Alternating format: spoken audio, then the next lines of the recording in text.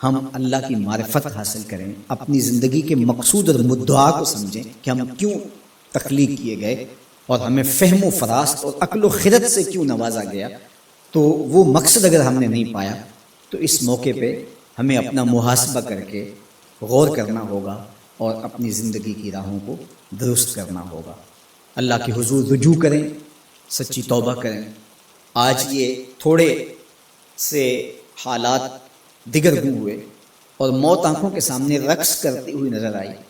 ابھی تو ہم نے سوشل میڈیا پہ مختلف لوگوں کی موت کے رقص کو دیکھا، ہم نے الیکٹرانک میڈیا کے اوپر مختلف ممالک کی خبریں دیکھیں اور دل لرزنے لگے، اور جب اپنی آنکھوں کے سامنے ان لوگوں نے یہ مناظر دیکھے ہوں گے تو کیا عالم ان کا ہوگا اور کیا کیفیت ان پر بیتی ہوگی، اور کس کرب سے، کس اذیت سے وہ گزرے ہوں گے۔ اور ہزاروں انسانوں میں سے کوئی ایک شخص آغوش موت میں اترا، اور اس کی سسکیاں اور آخری لمحے اس کی تڑپ اور اس کی بے چینیاں اور اس کے خاندان کی محرومیاں اور ان کی آنکھوں سے برستے ہوئے آنسو دل لرزا دیتے ہیں۔ تو ذرا 2 لمحوں کے لیے تصور کر لیجئے کہ اربوں انسان ہیں، تو چند ہزار لوگ آغوش موت میں اترے تو ہمارا وجود لرزنے لگا، تو وہ لمحہ کتنا دردناک ہوگا جب یہ زمین بھی لپیٹی جا رہی ہوگی، جب آسمان بھی لپیٹا جا رہا ہوگا، اور ہر ذی روح اس دنیا سے رخصت ہو رہا ہوگا، اور خوف قیامت اور قیامت کا وہ زلزلہ، وہ جھٹکا، اپنے اطراف میں دائیں بائیں آگے پیچھے لاشیں گرتی نظر آئیں گی، اور پھر جسموں کے پرزے اڑتے ہوئے دکھائی دیں گے۔ اذا زلزلت الارض زلزالها واخرجت الارض اثقالها وقال الانسان ما لها یومئذ تحدث اخبارها۔ وہ داروگیر کے لمحے، وہ ایک خوفناک چنگھاڑ اور چیخ، وہ اتنا دردناک لمحہ ہوگا کہ ہول قیامت سے پیدا ہوتے ہوئے بچے کے بال سفید ہو جائیں، وہ اتنا دردناک لمحہ ہوگا۔ تو وہ لمحہ بھی آنے والا ہے، اور ہم سب لوگ آغوش موت میں اترنے والے ہیں۔ اگر اس وبا سے میں اور آپ بچ کے نکل بھی جاتے ہیں تو کیا موت سے ہم بچ پائیں گے؟ تو یہ ہمارے لیے ایک جھنجھوڑنے کا لمحہ ہے، ہمیں تنبیہ کی جا رہی ہے، یہ تازیانہ عبرت ہے ہمارے لیے، اور ہم اپنی آخرت کی بہتری کے لیے کوشش کر لیں اور دیکھیں کہ یہ لمحات زندگی کے اور یہ گھڑیاں جو آج ہمیں میسر ہیں، ایک وقت آئے گا یہ بھی میسر نہیں ہوں گی، اور اگر آج ہم نے عبرت حاصل نہ کی تو پھر سوائے ہاتھ ملنے کے کچھ نہیں ہوگا۔ وہ ایک فقیر تھا، بازار سے گزر رہا تھا تو لوگوں کو دنیا میں کھوئے ہوئے دیکھا تو دل میں رحم جاگا، تو ان کو سمجھایا کہ یہ سب کچھ دنیا ہی نہیں ہے، اس دنیا کے بعد بھی کوئی جہاں ہے، تم نے کسی کے حضور پیش ہونا ہے اور اپنے اعمال کی جواب دہی تمہارے کندھوں پہ ہے، تو آؤ اپنی آخرت کو یاد کرو اور اپنے رب سے تعلق جوڑ لو۔ لوگوں نے کہا جا بابا کام کر، تجھے کیا پتا کہ دنیا کی لذتیں کیا ہیں اور ہم کس کام کاج میں لگے ہیں، جا اپنا کام کر۔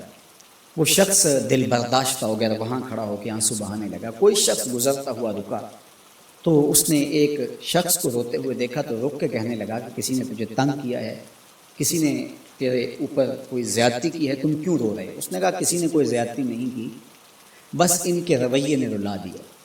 کہا کیا ہوا؟ کہا گزر رہا تھا، ان کو دنیا میں کھوئے ہوئے دیکھا، دل میں خیال جاگا کہ ان بندوں کی رب کی صلح نہ کروا دوں۔ تو کہا پھر کیا بنا؟ کہا وہ تو مان گیا تھا، یہی نہیں مانا۔ وہ تو کہتا تھا لے آ میری دہلیز پہ، میں سارے گناہ معاف کر دوں گا۔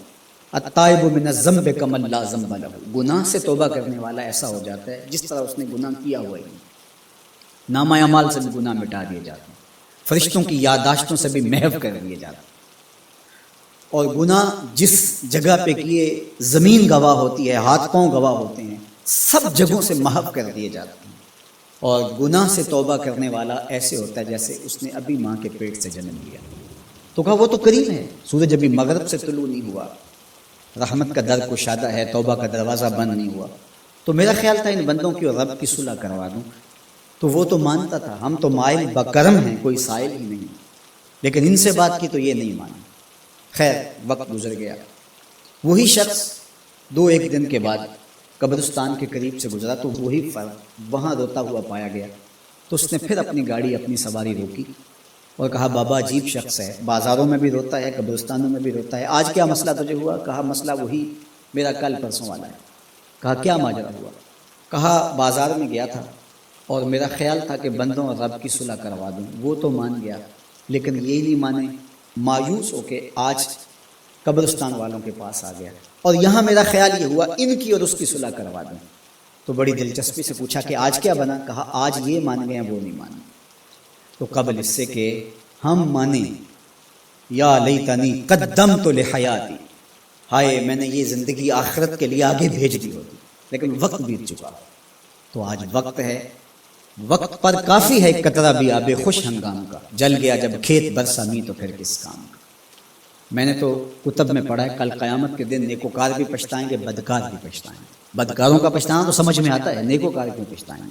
جب وہ اپنے اچھے اعمال کی جزا دیکھیں گے تو وہ پچھتائیں گے، جو چند لمحے ضائع کر دیے وہ بھی کیوں ضائع کر دیے، وہ بھی یاد الہی میں بسر کیے گئے۔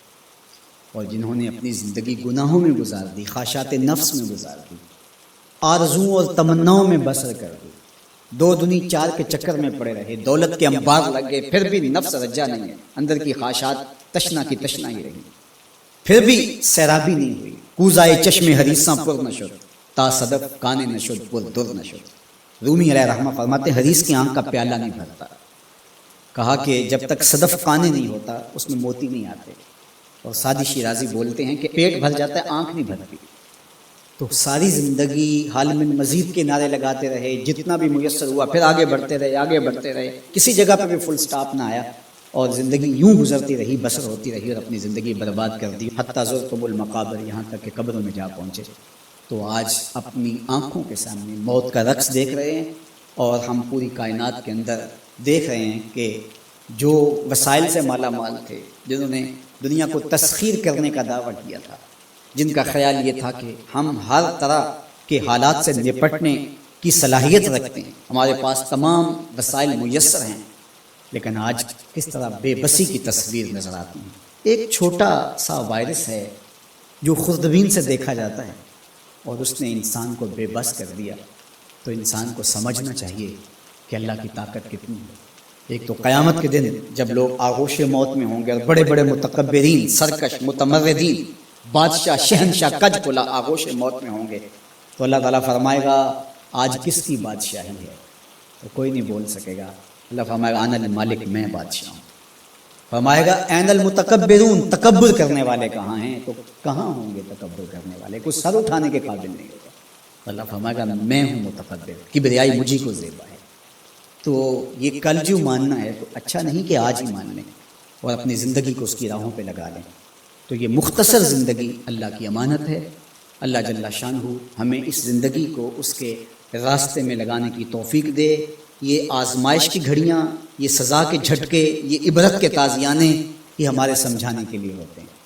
حضرت امام غزالی فرماتے ہیں یہ ڈوبتا ہوا سورج روز ہمیں بتاتا ہے کہ میاں زندگی پائیدار نہیں ہے، ایک دن تمہاری زندگی کا سورج بھی ڈوب جانا ہے۔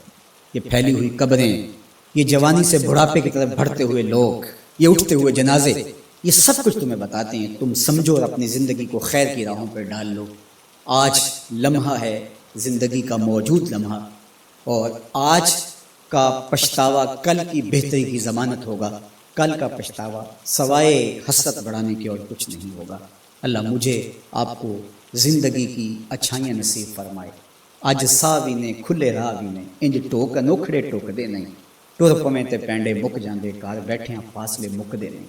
تو آج ایک ایک قدم بھی چلیں گے تو منزل تک پہنچ جائیں گے، لیکن کل یہ قدم شل ہو جائیں گے، یہ زبان بولنے سے بند ہو جائے گی۔ یہ دارالعمل ہے، وہ دارالجزا ہے، پھر دارالجزا میں عمل نہیں ہوگا، پھر پچھتاوا، پھر ڈاڈا پچھتاوا، سخت پچھتاوا، حسرت پہ حسرت، دکھ، اذیت۔ ہائے کوئی چیخ چیخ کے کہتا تھا میں اس کی بات مان لیتا، میرے گھر میں قرآن پڑھا تھا میں کھول کے دیکھ لیتا، میں مصلحین کی بات سن لیتا، میں اٹھتے ہوئے جنازوں سے کچھ سمجھ لیتا، میں قبرستانوں میں جاتا، ٹوٹی شکستہ قبریں مجھے کوئی کہانی سنا رہی تھی، جن کا طوطی بولتا تھا، پھر ان کی قبروں پہ خاک بھی اڑتی میں نے دیکھی، لیکن میں نے کسی سے عبرت حاصل نہ کی۔ میں نے سمجھا کہ یہ جوانی ہمیشہ رہے گی، یہ زندگی ہمیشہ رہے گی، لیکن سارا خواب تھا ٹوٹ کے بکھر گیا۔ تو آج پچھتاوا ہے، تو کل جو پچھتانا ہے تو آج ہی پچھتا لیں اور اپنی زندگی کو اللہ اس کے رسول کی راہوں پہ لے آئیں۔ اللہ مجھے آپ کو اپنی راہوں کا مسافر رکھے اور زندگی کو حضور علیہ الصلوۃ والسلام کی اطاعت کے، فرما برداری کے دائرے میں لے آئیں۔